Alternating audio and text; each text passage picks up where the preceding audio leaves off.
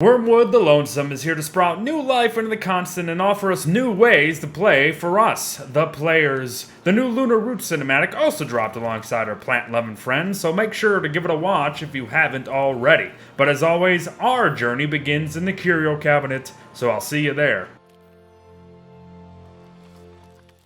Like the soul-hopping imp Wartox that came before him, Wormwood is available via 2,700 spools, so get to unraveling all those pants you've got waiting around. However, if you already own Don't Starve Hamlet, our newest survivor is yours free of charge, so thank you very much, Clay. But if you are looking to fork over some green for the green friend, then be sure to stop by and shop for the new dues. There's plenty to choose from. But as always, Beard has got them all to showcase for you lovely people out there, so let's see what we've got. Wormwood's beautiful rosette skin in all of its thorny glory. The colors are fantastic, and I love how they altered the Lunar gem's colors to fit the aesthetic too. Just an overall wonderful skin that will truly have you standing out among the bushes. We actually are well off in the Oasis in more ways than one, but by golly friends, this skin is the one I never knew I wanted until it was right in front of me. I love it. I really do.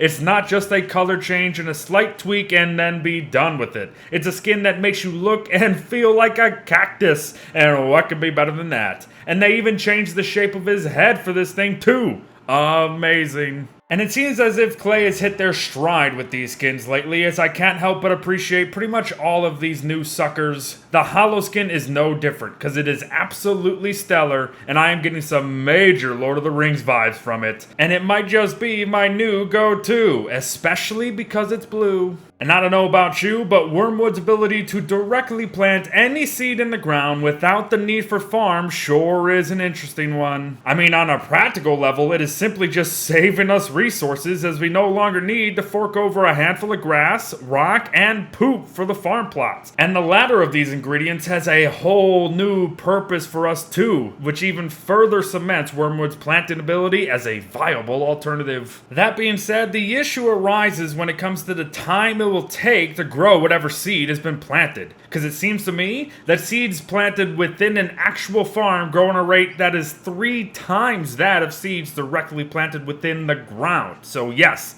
the harvest with this particular method will be far and few between, unfortunately. Furthermore, it takes 6 total manure to fully grow a grounded seed as compared to the usual 2 that you will need for normal farms. So the ability is less effective in both aspects of it, but to be honest, that doesn't surprise me in the slightest. If it was any other way, Wormwood would be way too good. Besides, with a wicker bottom on your team, none of those downsides even matter. In fact, the whole saving resource aspect of it now seems even better considering, and you're going to be saving more space overall with just planted seeds over that of farms built. But about poop having a new use, Wormwood can actually use the crap to restore 2 health each. Yet another reason not to be using the stuff for building farms anymore. And the best part? Poop is abundant around these parts. Just feed a pig some monster meat to transform it into a werepig, only to have it eat up all the petals or light bulbs that you don't need. And within a minute, you're gonna have poop galore, my friends. Oh, he can also utilize guano and bucketo poops, but they all restore the same amount of health regardless, so don't waste them.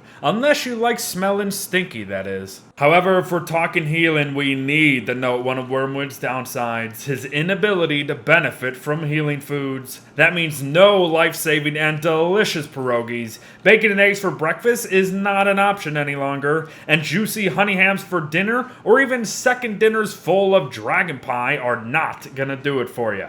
Heck, even the little stuff like butterfly wings or even petals will not do it. If you've munched on it before and counted on the health, you are gonna have to look for other alternatives. And perhaps I have just the thing for you, Wormwood's Compost Wrap. You can find it among Wormwood's character-exclusive recipes within the new Green Thumb crafting tab. It's a healing item that uses very low numbers of easily accessible resources and one that heals for 30 health a smudge, so it is very, very efficient, but just be very mindful of how long it takes to finish the healing animation, as I can see it now is going to be quite the issue in various combat scenarios, especially for newer players. But make note, the Compost Wrap also serves as a fertilizer, and my goodness, it happens to be the best one in the game too, as it takes but one wrap to fully grow a seed, be it in the ground or in a farm. And that is score 1 for frickin' Wormwood, dude. That's awesome. While we're here, we may as well talk more green thumb, shall we? Wormwood has the ability to create a single living log at the cost of 20 health to himself, and the use of the ability also comes with a lovely animation as well. This, coupled with but a few splatterings of poop now and then, can allow the player to have access to high-tier magic and ancient crafts without having to spend their days hunting tree guardians. Sure, tree guardians are very easy to kill, but seeing as spawning them is up to chance, why not just take the opportunity here? It's right in front of you, and it's not that big of a deal just losing 20 health now and then when you can heal for 30. Oh, and Wormwood also doesn't like chopping trees anyway, but we're gonna get to that soon. The Bramble Husk is up next, and you'll be using some of those living logs you just chopped off yourself to make a set. The husk provides the rather small 65% physical damage reduction at the measly 263 durability. However, the trade-off is that the armor deals 23 damage to your attackers in range. It is not the greatest thing by any means, but once again, don't just tank your enemies, folks. The husk is all about rewarding potential mishaps when kiting, and that's something I can get behind because, to be honest, this game doesn't always reward you for messing up. The armor also protects you from damage taken when picking spiky bushes within the hentai-filled swamps or the various deserts around town as well. Oh, and you can look to partake in some juicy cactus flesh without any worry in the world too. Lastly, the Bramble Trap, which will obviously be compared to the pre-existing teeth traps in both resources needed to construct them, but also on their overall efficiency when murdering things for us. On paper, Wormwood's trap uses less to craft, as but one living log and bee stinger are needed to do so, and thank goodness there's another use for the bee stingers, everyone, so praise the Lord for that. But while the teeth trap requires a log, grass for rope, and teeth from puppies, when it gets down to it, teeth traps will be doing 60 damage to their targets, and that is more than useful against the ever-strengthening hound waves, or even to big bads if you are looking to weaken them a bit before you start monoing. But run that same group of hounds through Bramble to discover that even though Bramble deals less damage overall, it will require less to do the same job. And this is because Bramble has a greater radius than teeth traps due to it shooting out thorns in a circle. But it's so great that you yourself may get stuck among the thorns, so be very mindful there. I see a lot of unfortunate bad news beard situations coming from using Bramble traps. However, make note that the Bramble Husk will prevent you from being pricked to death, so maybe it's a good idea to have one in your back pocket. But if we're talking more bad news, and I guess we should discuss Wormwood's other downsides, and one of which involves him not enjoying the company of fire very much. Our pal Wormwood takes 5.4 damage per tick from fire damage as compared to only 4.3 damage taken from our other whimsical survivors. And that's about 25% more for you math nerds out there. In addition to that, the Lonesome leaf remains on fire longer than others, albeit kinda slightly more so. However, that coupled with the increased damage taken via the flames is still something to be quite aware of. And that's not all, folks. Wormwood loves his horticulture, but that doesn't frickin' mean he actually benefits from it. In fact, it's the exact opposite.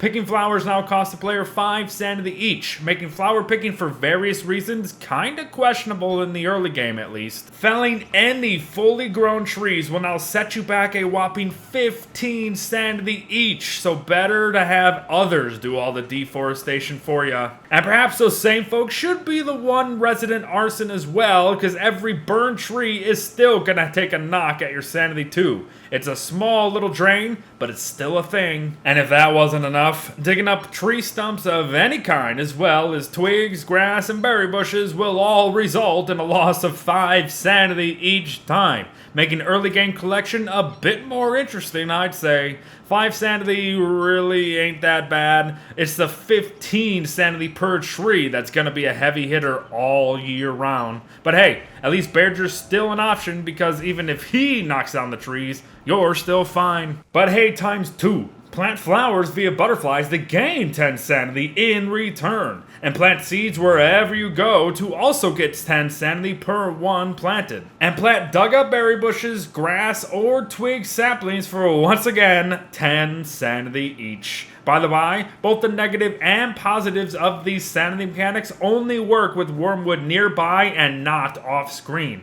So be away from your friends if they are chopping and burning the forest down, but be best buds when it's time to plant it all back. And you can join them in that reforestation because you will get 10 sanity per pine cone too. But here is something truly special. Wormwood's blooming states. Come spring, Worm will blossom and begin to leave a trail of flowers in his wake. And the best part is that his overall aesthetic changes depending on whichever skin is being used at that time, and that is absolutely wonderful. But I'm not too sure if my game was just glitching out on me or not, but I was only in this state for 3 days before I reverted back to normal. But while in a blossom state, you will gain an increase to movement speed. However, your hunger will drop by 1 every 4 seconds, and that is surely gonna cause some food storage issues come the rainfall season. Furthermore, even if we ourselves cannot interact with them in any way, the flowers that now trail us attract bees, and it's from a fairly long distance away too.